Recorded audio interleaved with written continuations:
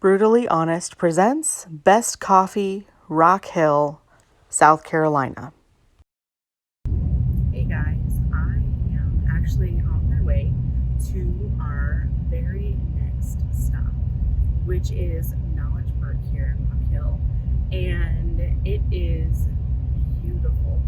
It is one of my very favorite places, and I am so excited to take you here. So we are just going to be on our way, driving along, and checking out the scenery as we get there.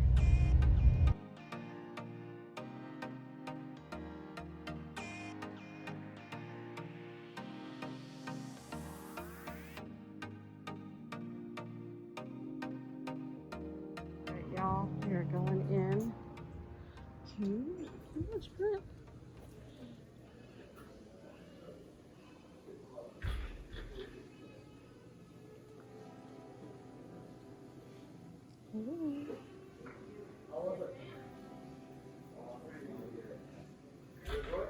Alright. Oh, I love this. This is so good.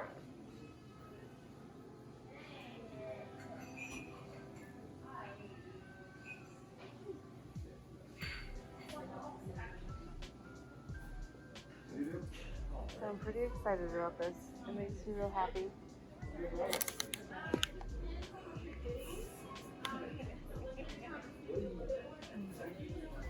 All right, I finally figured out the two things that I want. Okay. And I'm so excited about it. Okay. I'm gonna try the apple pie latte. You want a large or small? I'm gonna go with the small. Okay. And then can I also get which is your pour over choice? Which ones we have right now? Mhm. We have all the ones on drip, and then we also have Honduras and Guatemala. So we have Honduras, Guatemala, Ethiopia, Costa Rica, and Sumatra. I'm gonna try the pecan drip. So which one? The pecan. That's very good. All right. You want that one as a pour over? Yes, please.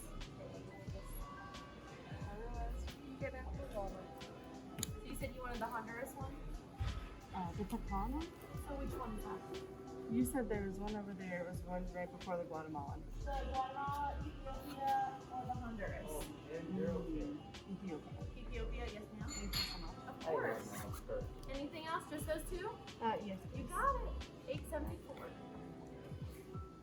I totally thought you were gonna pick Guatemalan. I usually do. I feel Yeah. like something different. That's like my favorite. So we are here at Knowledge Perk, and like I had said previously in the video, this is one of my absolute favorite coffee shops in this area. It's one that I have been kind of obsessed with for a while, and Lindsay actually had done some really good research on it. So she is going to tell us a little bit about why we chose Knowledge Perk for here. So, the shop that we are going to highlight today is Knowledge Perk. Is one of the first places that I thought of when we started even talking about the idea of even speaking, let alone going to any coffee shops. It's also one of the first ones that I will recommend that is anywhere near the vicinity in which I live, which to me, anywhere near me is anywhere that I'm willing to drive just for that one specific item. So for this one specific item, I'm currently driving 35 to 40 minutes, which is normally about my max unless they have like something amazing, which this place actually does. So on top of having really good coffee, and for those of you that don't know me as well, I do drink just about every type of coffee, but one of the main staples of my diet to maintain this figure is black coffee. My general go-to roast myself is either a medium or light, but a lot of my favorite shops definitely have a roast just for about any type of person, and these guys also fit the mark on that. So Knowledge Perk is located in the Rock Hill, South Carolina area, and one of the first things after going was not only did they have great coffee, the environment and the atmosphere is fantastic. So it's very low-key. You don't feel uncomfortable as soon as you walk in. on top of that, it has a style that I also like. They have a lot of wood grain, a lot of metals, so it's very like modern, industrial, but simple at the same time.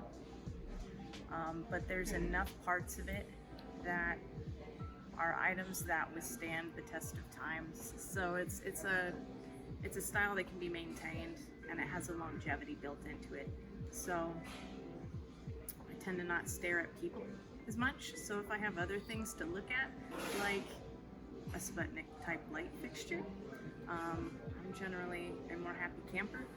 But something else that's worth driving besides just the coffee is this place has amazing cinnamon rolls. Amazing cinnamon rolls. Amazing. There are only 2 places that I can even think of that I would even drive to get cinnamon rolls from. One of them is West Virginia, but not from here. I won't drive that far for cinnamon rolls, I'm sorry. They're great, but no. And this place. And even if you don't want coffee, if you want sugar, their cinnamon rolls are fantastic. And they bake them here. It's not like they're just getting them brought in from somebody, they actually make them here. So they roast their own coffee, they bake their own cinnamon rolls, and they have a great community atmosphere. So those are the main bullet points just to even come here. But another reason we picked them is they also have a great mission as far as reaching out into their own community, and also down to where they get their coffee from, and even that being fair trade as well. I mean, that alone is a good enough reason to start going and start supporting local and checking out a local place. So on top of that, you can check out the interview and see what else we found out about them in the process. Alright guys, so this is the pour over process. So I got my Ethiopia pour over, which I'm really excited about because I really love Ethiopian beans. My ultimate favorite is the Guatemalan, but I am a little bit biased because I lived there for a while. So I love like the preciseness of a pour over and how good it makes like the flavors come out of the coffee. So guys, let me know in the comments below what your favorite style of coffee is, and if you've tried a pour over, if you've had that boldness to kind of go there. But to have 2 pour overs going at the same time, actually. Yeah. One for me and one for you. Sadly for another customer, but I'll Right. make you one. We'll happily make you one. Guys, he rolls with the punches. That makes a good barista right there. Yep. So when we start a pour over, we always start by doing a bloom. It's just going to be an initial pour. You'll see the coffee kind of bubble up a bit, and it's just a lot of those gases releasing out of the coffee. In a pour over, it's really important. We're focusing on time, weight in, the coffee weight in, as well as the weight out, so how much water we're putting in as well. So we're focused on all those variables to get the perfect coffee. Sweet.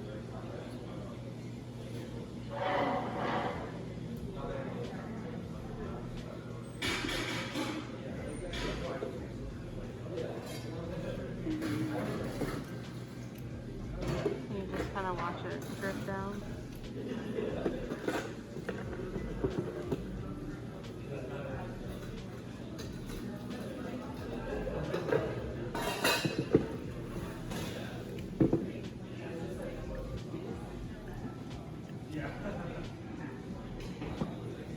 So I noticed it's specifically like a circular motion around the edge of the filter. Is there a specific reason for that you know of? It's just the way I do it to ensure we're getting all the grounds wet.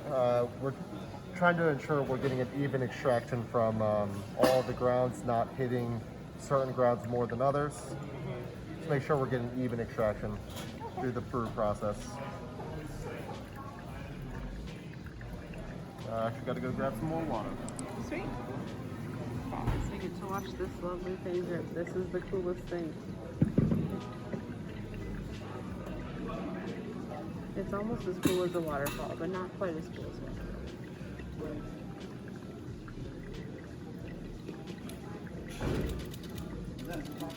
up and make a margarita. Yes. Alright, so I do know, like, you guys actually have the water at the right temperature so that it doesn't, like, scald the beans or anything like Yeah, that? so we're shooting between, typically between 195 and 205 is a good range. The water coming out of there, out of our water tap, is about 210, but once it hits this, it's going to cool down a bit. Then after it leaves the kettle, by that time it's going to be around 205. Mm-hmm.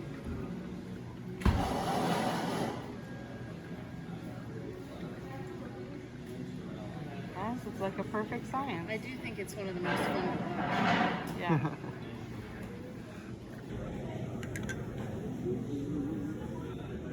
Now I will say, something that does, I think, help a lot, helps keep your coffee warmer longer, is put a little bit of hot water in your mug before you pour the coffee in. It's gonna keep your coffee from being shocked from a sudden temperature change.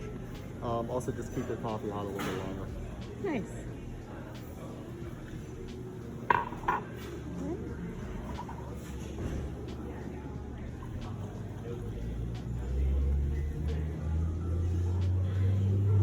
And there's the perfect pour over. Enjoy. Hey guys, we are here with Ryan, and he is one of the owners here. So do you want to introduce yourself for us? So my name is Ryan Sanderson. I am one of the co-founders of Knowledge Perk, along with Jonathan Taylor. There's two of us. And in the last year, we've actually added a third partner by the name of Jordan Herring. So there's now 3 owners of Knowledge Perk. Very cool. That's awesome. So can you walk us through a little bit of like your journey to get to where you are today? Yeah. It's a pretty cool story, actually. My business partner, Jonathan Taylor, is really the coffee aficionado in the group. It's been a lifelong passion of his. He was roasting for, I think, 20, 25 years, kind of at home. His background is actually mission work and did a lot of stuff as a pastor in a mission, and really wanted to do something with coffee and create a community coffee shop type feel. We met several years ago through some other business ventures, and then 3.5 years ago, he approached me about putting this idea of a coffee shop in York, South Carolina. I didn't love the idea at the time, and he kind of kept working on it. He was like, so what if we actually put this coffee shop in Rock Hill? And long story short, the two of us got together and realized that we had a lot of things in common. I had some of the business experience in the past. He has the coffee experience. We put the two of those together and really came up with a vision for creating something very new in the coffee scene and locating it in Rock Hill, South Carolina. Very cool. That's awesome. I know one of the things that we really loved about this place is the feeling of community. Like, you walk in and you see people and they're like working on their laptops and stuff like that. You see students that are here from the local colleges and everything like that. But like, even this area is such a neat up and coming area in Rock Hill. And there's been so much that's been poured in with like love and support from the community and everything in this area. So I mean, this is such a cool place to be. Thank you. You know, our mission statement is coffee innovations, flourishing community, better world. And we actually spent a lot of time, a lot of effort on that. We drilled that down from almost a full page mission statement to try to get that down to 6 words. Right. And when we really started focusing on it, was a lot. Can't do that. It was like you have to have everything written out. And we were both like that. And Jonathan is an English major. Oh, and no. so it was, I So mean, it's to like go down to that. 6 words was just brutal. But, you know, we really realized that there was only a couple of things that are super important. And if we really narrowed everything down, at the end of the day, we wanted to have innovation in coffee. So could we do something that somebody else wasn't doing? And then regardless of what we did in coffee, we needed to have a flourishing community, and we needed to be a part of that. And if we could help our community flourish, then we really believe that at the end of the day, we actually help to make a better world. And so, you know, I think a lot of places view that as cliche, but we have it as an everyday ethos in the company. It's on the walls, it's on all of our cards, it's on our website, and that is a big part, I think, of why customers do love this place so much. If you go look at all of our reviews on Facebook and Google, only 40-50% of them have anything to do with the coffee. Almost all the reviews have everything to do with the space and the feel and the people, and people feeling so welcome coming in here. That's really cool. We do have good coffee too, though. I'm Right. just gonna throw it out there and say that. But He's like, just It's for like reference. one of those super cliche things that you can think of where it's like, come for the coffee and stay for the coffee atmosphere, absolutely, the company. and we are fortunate enough that is. Where it feels It like actually- over the top cliche, yeah, but it's like, real. but it's also true. It is. Yep. That's so cool. So you guys did not start in this grand, awesome building. No, not by any means. So, and Not we did by get a any little means. bit of a hint of roasting for like 15, 20 years at Yep. home. So, I mean, it had to start there. So Jonathan started with him on the roasting side, kind of a little popcorn roaster type thing, and really working into something else. When we started this in 2017, we started in a little, I'm talking tiny, 450 square feet office space right beside us. And we started with that roaster that's kind of in the background. Yeah. It was the first thing that we bought. And it took up about half of the space. Uh-huh. We could have about 3-4 customers in at a time. That was it. And Jonathan and I actually took turns not going to work 2 hours a day to open up the shop for a couple hours and roast and brew coffee inside that little space, because we both still had full-time jobs. Right. So when we first started, before we even got the roaster, Jonathan would drive to Atlanta to a friend that we had. He would roast in Atlanta when that guy shut down his plant during the day. Would roast the coffee, bring it back. We would package it at night and then take it to farmers markets to sell. And that's how we started getting the word out in Rock Hill that we had coffee. Wow. And so we started with the roaster in a little space. Then we added a brewer. And so we literally had nothing but brewed coffee. And so people would come in, get a cup of brewed coffee, and leave. There were no seats. Right. Then we added this tiny little espresso machine. Literally not even the size of this table, like a single espresso machine, absolutely small. And we put that inside the space. Then you could get a latte, still no place to sit.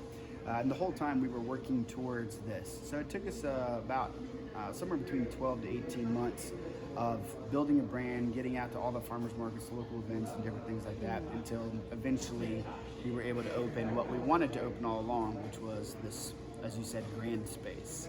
It's 4,500 square feet, so it's a little bigger than the last one. Yeah, so it's Little a bit. huge upgrade from 450 square feet. It is, and it's quite a bit bigger than your typical coffee shop.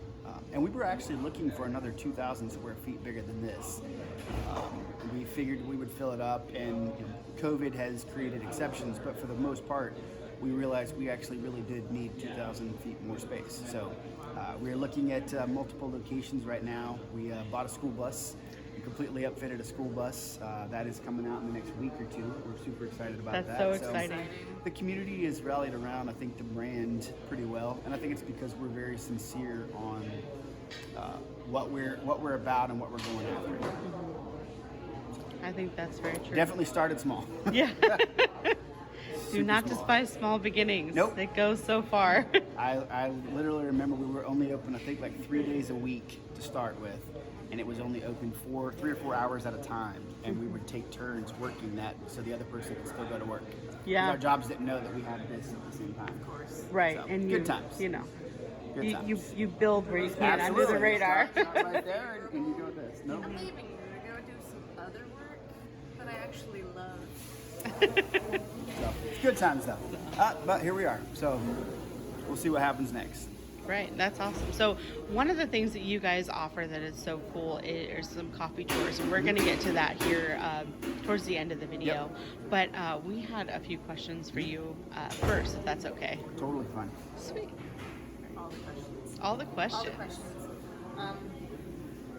Some of which was like, how did you guys come up with the name? Yeah, so the name is interesting. There's 2 main reasons, and they actually tie together with the name that we thought were fairly creative. One, the geographical area where we're centered right now in Rock Hill is actually called Knowledge Park.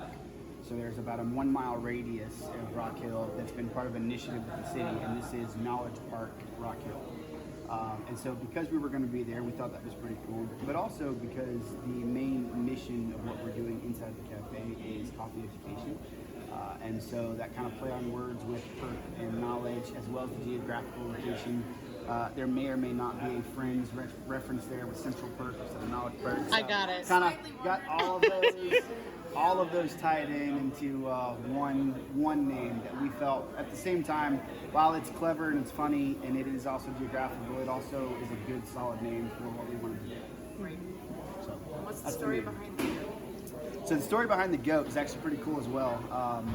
The legend has it that coffee was discovered by Kali, who was a goat herder, a goat farmer, back in like 200 BC or something like that in Ethiopia, some legend.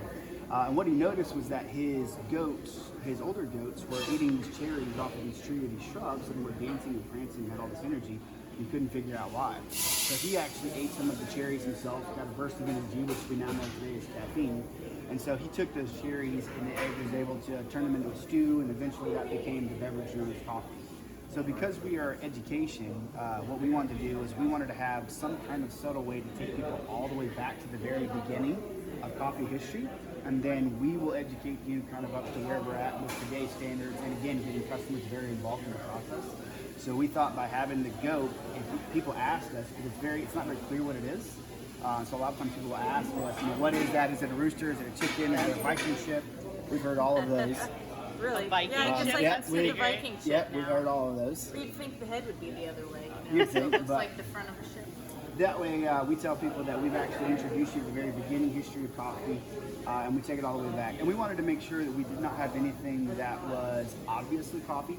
So if you'll notice, even in our logos, our colors, we have no greens, no browns, no coffee beans, no cups, no wings, nothing that is obviously coffee. Outside of, if you can figure out our name. And the main reason behind that is because there's so many stereotypes and so many misguided ideas about what the coffee industry is and what they're about and what they do, that we didn't want anybody to have any preconceived notions. So you don't even, many people pass by our shop and have no idea we're even coffee. They walk inside, and that way your first realization of who we are, we get to give you that impression instead of Starbucks or Dunkin' Donuts or whoever else. So we're a little bit vague even in our name on purpose. That's true. Pretty cool. So you already kind of went over what made you want to start the business. Let's see. You can go over what products you offer. Yeah, so we kept it pretty simple. We have predominantly brewed coffee and espresso beverages, our products. We have started adding things in, like we do have pastries that are baked here in-house. From a retail standpoint, we do whole bean. We actually don't ship anything ground, so that's kind of a big deal for us from the freshness standard.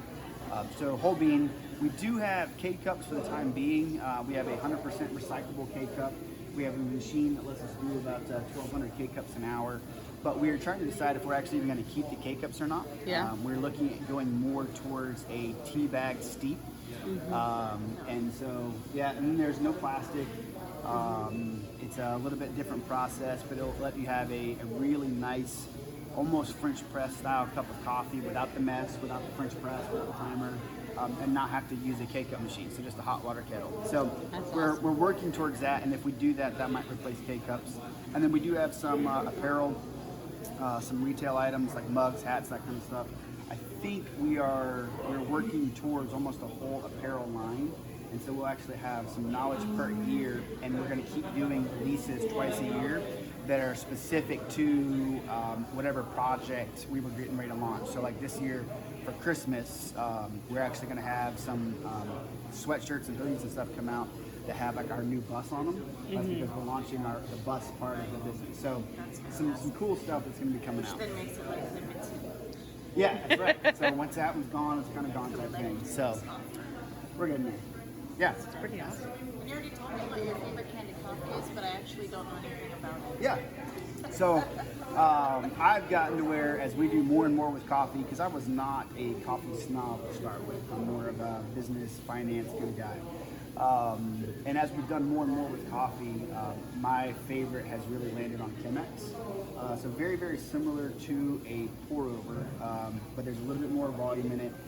It's a little bit different paper, and the paper is almost thicker, and there's not a better way to describe it other than the coffee is cleaner, and it just has a very smooth, very bright finishes to the coffee, because you don't have any of the, like in a French press, and you've got all of the sediment that kind of settles in there and all the oils. A lot of that gets filtered out with the Chemex, and so you're just left with this very pure flavor profile. And so I've gotten to where I really, really enjoy doing this. Sounds interesting. They're so good, so good. Makes me want to try it. They really Do you have a favorite tea? Just what do you drink? I do drink tea. I don't think I necessarily have a favorite. If I were to try to decide right now, probably an orange spice, which is something that we carry. It's just an orange spice tea. Really good with cold weather. I don't drink tea nearly as often as I do coffee, but You know, a end lot of of the people day, that tend to be in one camp or the other Yeah. and not cross. I do definitely do both, and I prefer, if I'm going to do tea, I would prefer a loose leaf as opposed to a tea bag, and kind of make it the same way like a French press like we do with coffee, but I'm 85% on the coffee side of the aisle. Understand. Yeah. Sometimes I just drink tea because I feel like I get more water in my system for the day. I can I see don't how know you if feel it's like true, that. but I'm Probably like, not, but it well, feels since like it's it. weaker, maybe. So, was there anything else that made you choose this location over? You said York is one that was mentioned, but Yeah. definitely against. We looked at, we looked at a lot of options, a lot of places. We were very intentional in picking a location that we knew in 2 or 3 years would have offices around it, would have buildings around it, would have people around it. And so the goal was to kind of build a plan that would allow us to be self-sustaining until that time. So as long as we could kind of make it till then, and by the time that happened, then we would kind of be on an upward rise. We'll have already built the brand, and hopefully would allow us to be more profitable at the end. That is something that your smaller local mom and pop coffee shops struggle with. Is there's no great plan for growth and scalability after that. And as we've kind of discussed earlier and alluded to, there's very thin margins in coffee, especially if you're paying premiums to the farmer to make sure that it is fair trade and all that. I mean, the coffee that we just brought in is almost $5 a pound green. Wow. Your average coffee shop is not paying that much money, and so you've got to really sell a lot of coffee on that thin of a margin to make it. So we were trying to plan for that early on with the location, and realizing conversations about the Panthers coming to town, all the things that are getting built in this area. We were really kind of staking our bets on the growth happening in this location, being able to support as thin a margin as we do have 2 or 3 years down the road, so that there's just enough volume of people around here to make it work. So there was some math that went into the equation, which A lot of math. a lot of math, yeah. A lot of math. And Mathing so is far, always good. it's working. We'll see. We just knew that because our mission is so important to us, we did not want to be so razor thin from your traditional coffee shop standpoint that we didn't have enough money left over to actually go accomplish the mission that we wanted to do. And I think a lot of the smaller coffee shops, they don't necessarily plan that far out. And so they have great hearts and great missions, but they're never profitable enough to go reach enough people to make it worthwhile. Which is nothing wrong with that. Just we have pretty big goals on who we can go help and what we can do. And the reality is you have to grow and make money to do it. So It's true.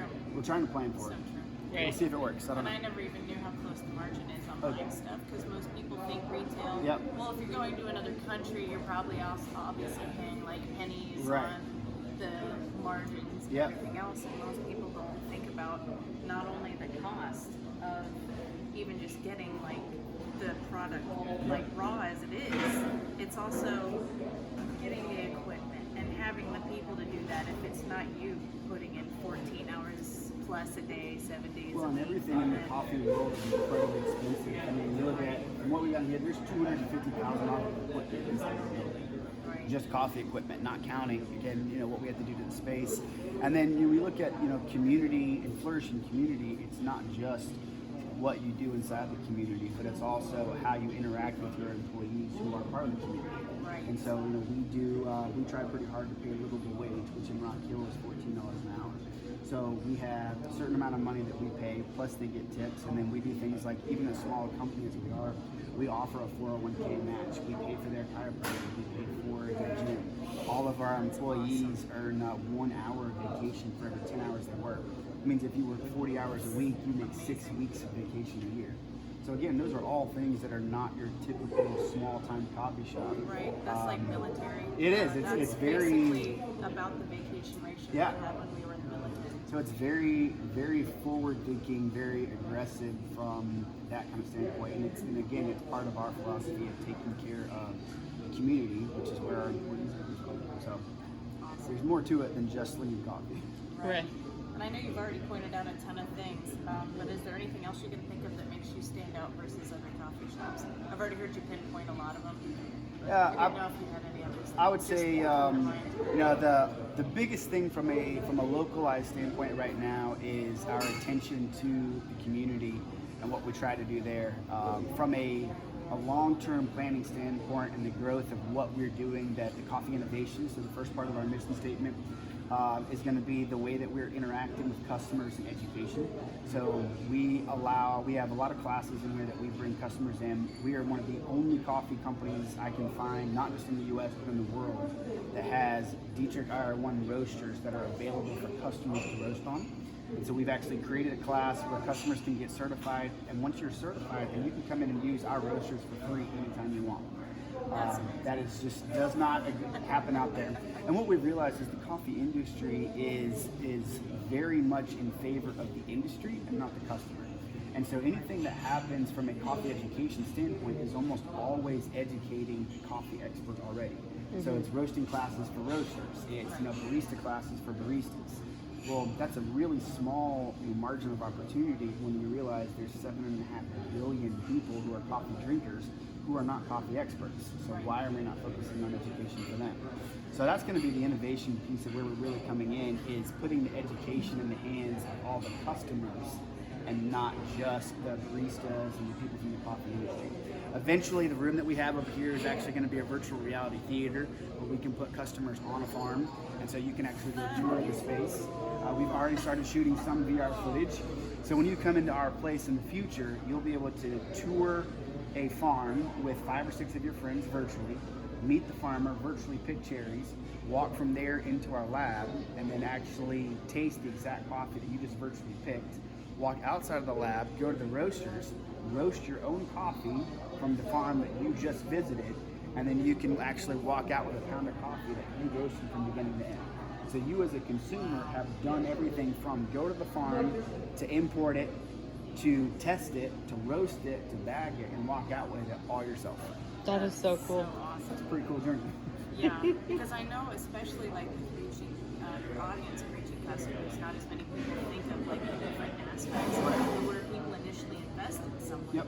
So if your clear vision isn't like in their face consistently, having those details, like being able to learn anything, have any hands-on anything, it invests in a product that you already know is good, Yep. which makes me wonder if that's why people don't educate.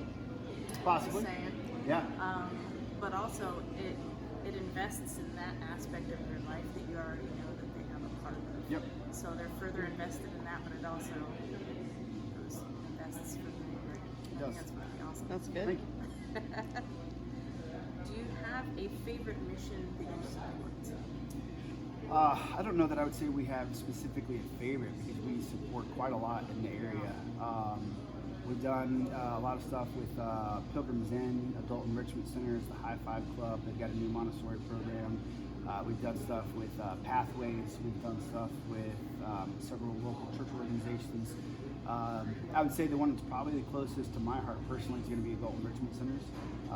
One, my mom actually runs that nonprofit. They do a lot of stuff to help people with autism, regardless of their functioning level. And my son is on the autism spectrum, so I'm a huge supporter of Autism Speaks and that kind of stuff. So that's probably one that's going to be a little bit more important to my heart right now. But as a company, we're actually getting very, very close to launching our own nonprofit.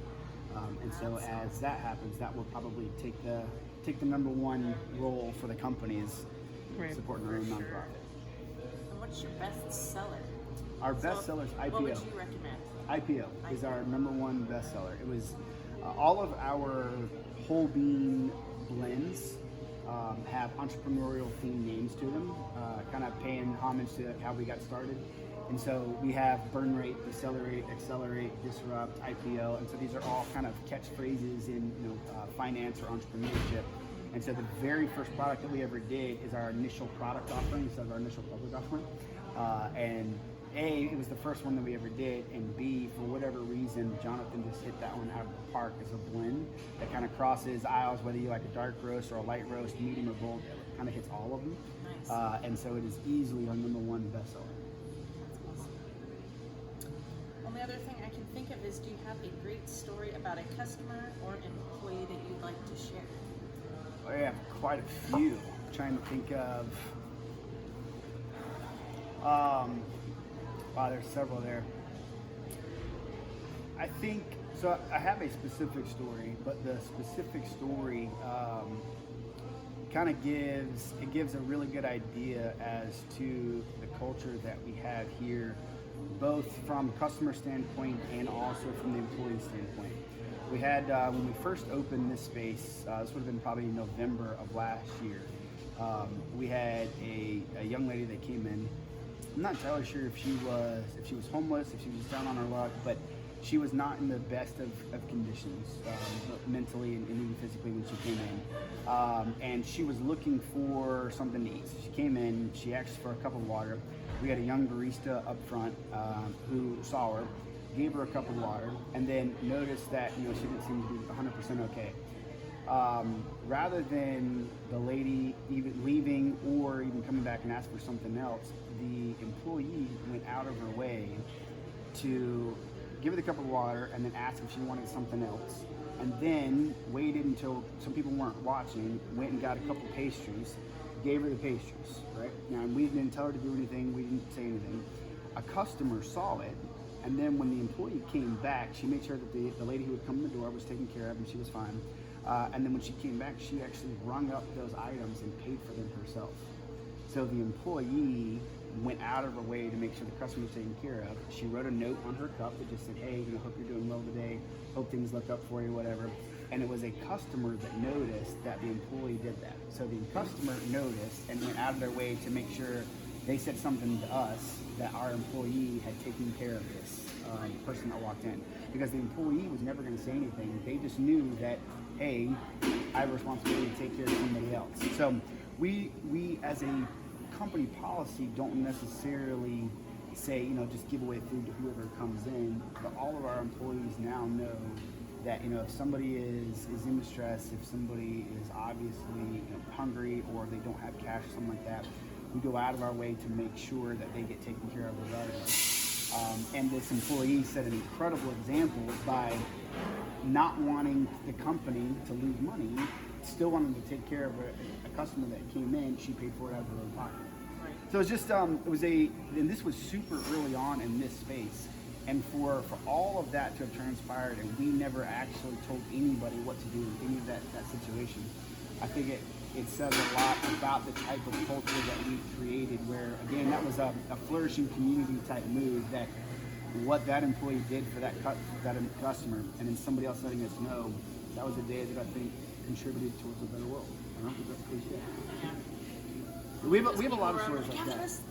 That's amazing. Right. I used to homeschool, and my son would say one profound thing, and I'm like, I'm done. Yep. I'm done for the day. I can't teach anything about this. We've had some cool stories like that. So that one sticks out in my head just because that was kind of the first one that we didn't do anything to create that situation. It happened on its own, and the employee just did what they needed to do to take care of it.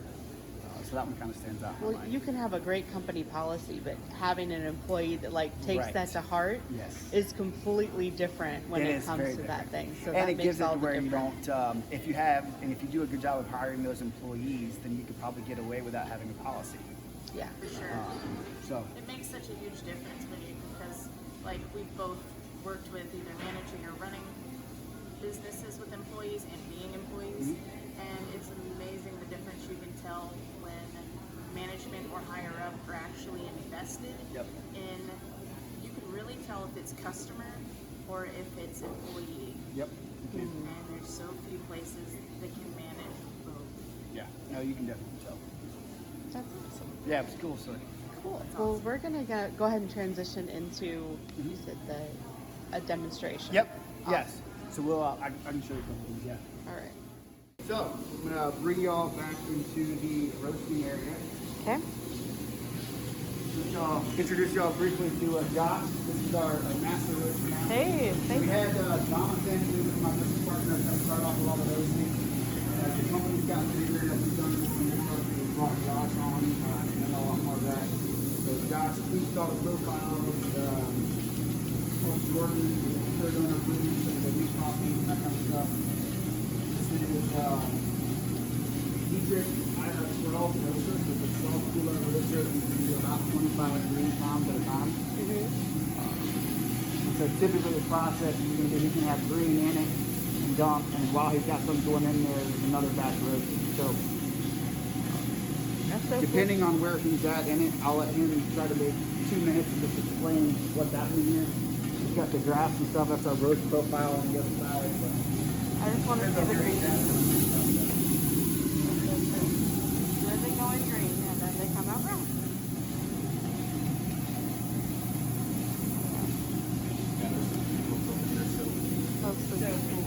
those are all green, they're going in the top. And then getting basically a giant cast iron skillet. Yeah.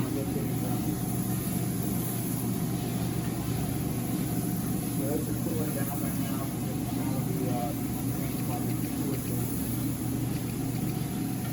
What's in there? What's in the bin right now? Costa Rica?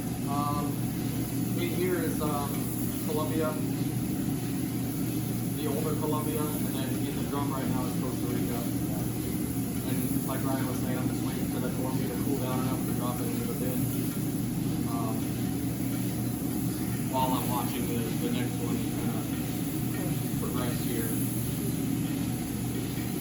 That's a lot going on. Awesome. That's a lot going on.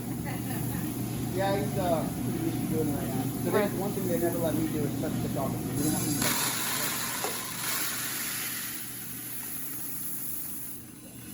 Definitely do not want me to touch it.